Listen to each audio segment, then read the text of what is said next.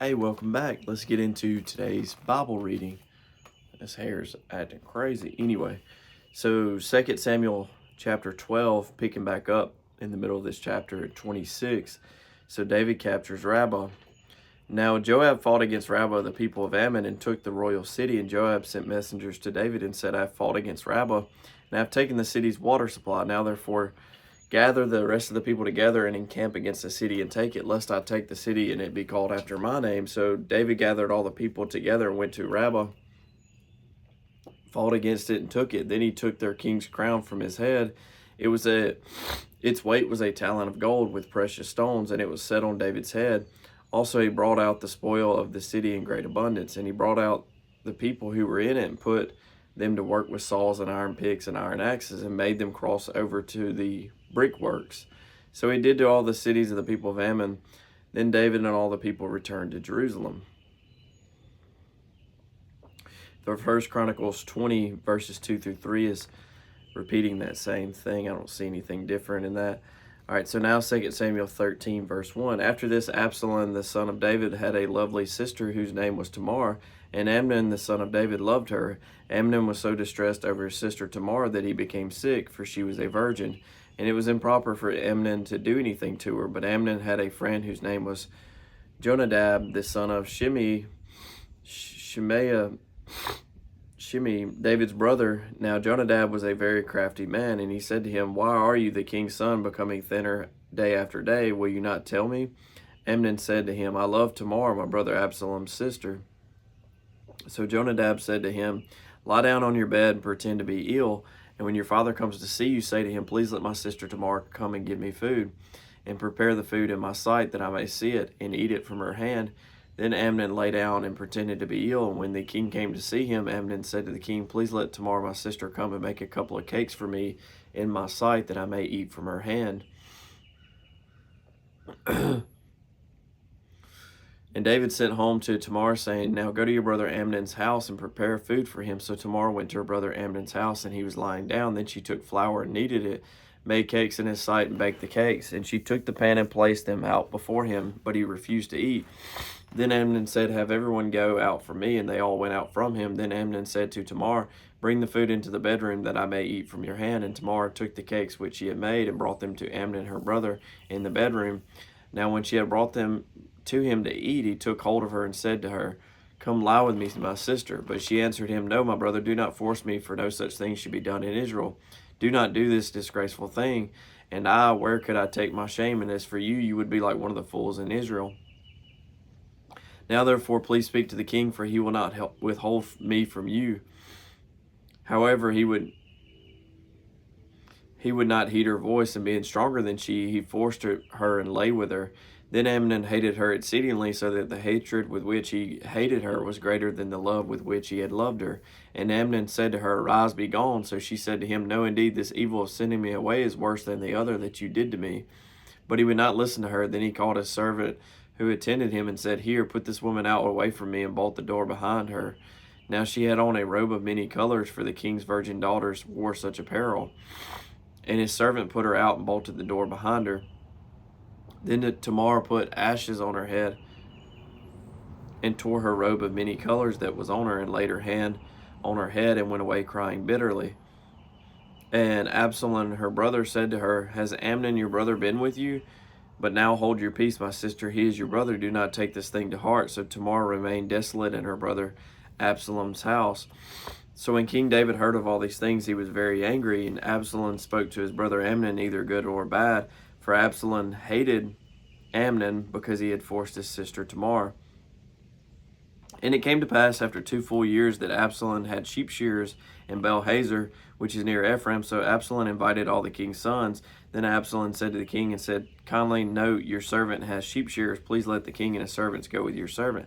But the king said to Absalom, No, my son, let us not all go now, lest we be a burden to you. Then he urged him, but he would not go, and he blessed him. Then Absalom said, If not, please let my brother Amnon go with us. And the king said to him, Why should he go with you? But Absalom urged him, so he let Amnon and all the king's sons go with him. Now Absalom had commanded his servants, saying, Watch now, when Amnon's heart is merry with wine, And when I say to you, strike Amnon, then kill him, do not be afraid. Have I not commanded you? Be courageous and valiant. So the servants of Absalom did to Amnon as Absalom had commanded. Then all the king's sons arose, and each one got on his mule and fled. And it came to pass, while they were on the way, that news came to David, saying, Absalom has killed all the king's sons, and not one of them is left.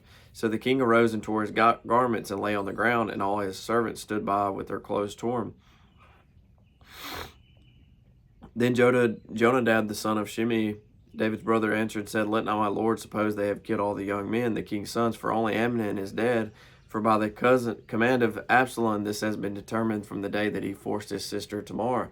Now therefore let not my lord the king take the thing to his heart, to think that all the king's sons are dead, for only Amnon is dead. Then Absalom fled, and the young man who was keeping watch lifted his eyes and looked, and there many people were coming from the road on the hillside behind him.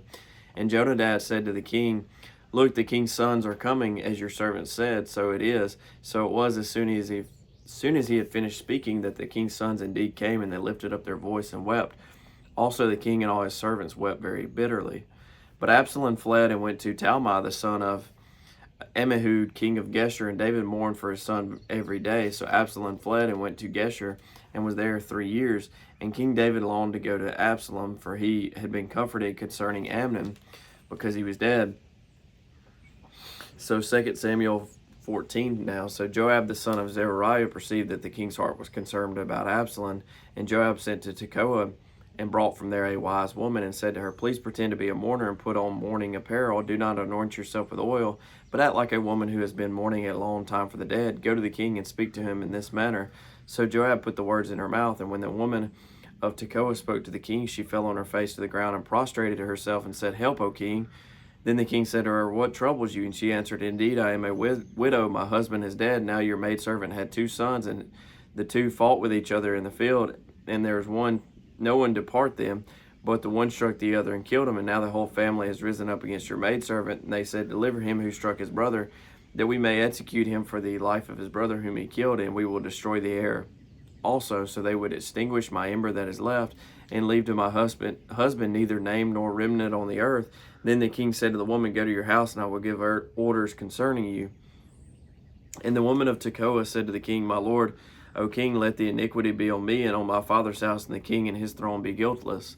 So the king said, Whoever says anything to you, bring him to me, and he shall not touch you any more. Then she said, Please let the king remember the Lord your God, and do not permit the avenger of blood to destroy any more, lest they destroy my son. And he said, As the Lord lives, not one hair of your son shall fall to the ground. Therefore the woman said, Please let your maidservant speak another word of the Lord my king. And he said, Say on. So the woman said, Why then have you schemed such a thing against the people of God? For the king speaks this thing as one who is guilty, and that the king does not bring his banished one home again. For we will surely die and become like water spilled on the ground, which cannot be gathered up again. Yet God does not take away a life, but he devises means, so that his banished ones are not expelled from him. Now therefore I have come to speak of this thing to my lord the king, because the people have made me afraid. And your maidservant said, I will now speak to the king. It may be that the king will perform the request of his maidservant, for the king will hear and deliver his maidservant from the hand of the man who would destroy me and my son together from the inheritance of God. Your maidservant said, The word of my lord the king will now be comforting, for as the angel of God, so is my lord the king in discerning good and evil, and may the Lord God, your God, be with you.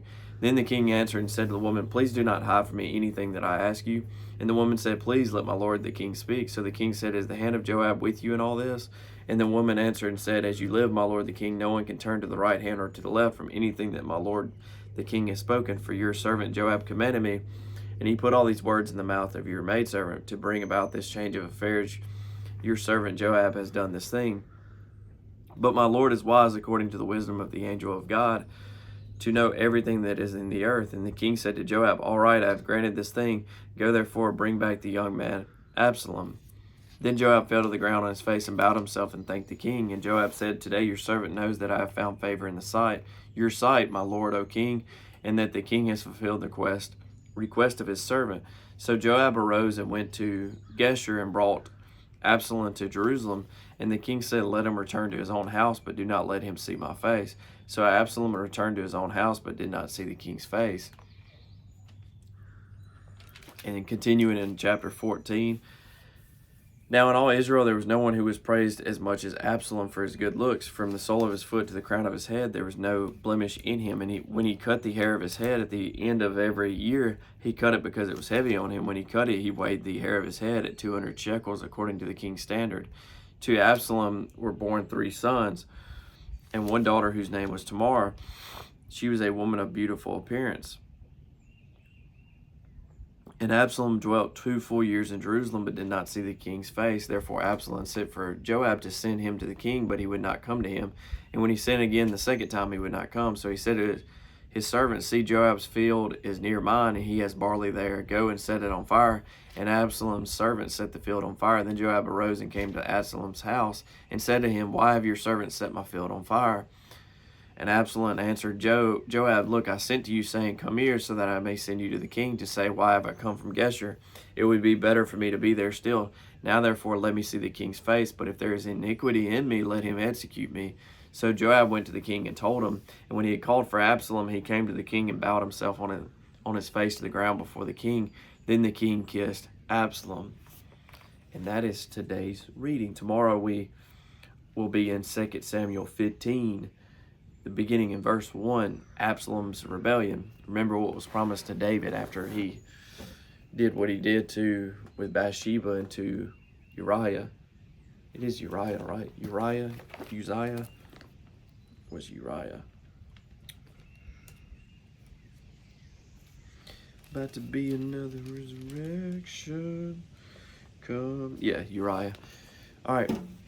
I hope y'all had a great service, great day in church today, and hope y'all have a great rest of your Sunday. God bless. Y'all take care. Thank y'all for being here.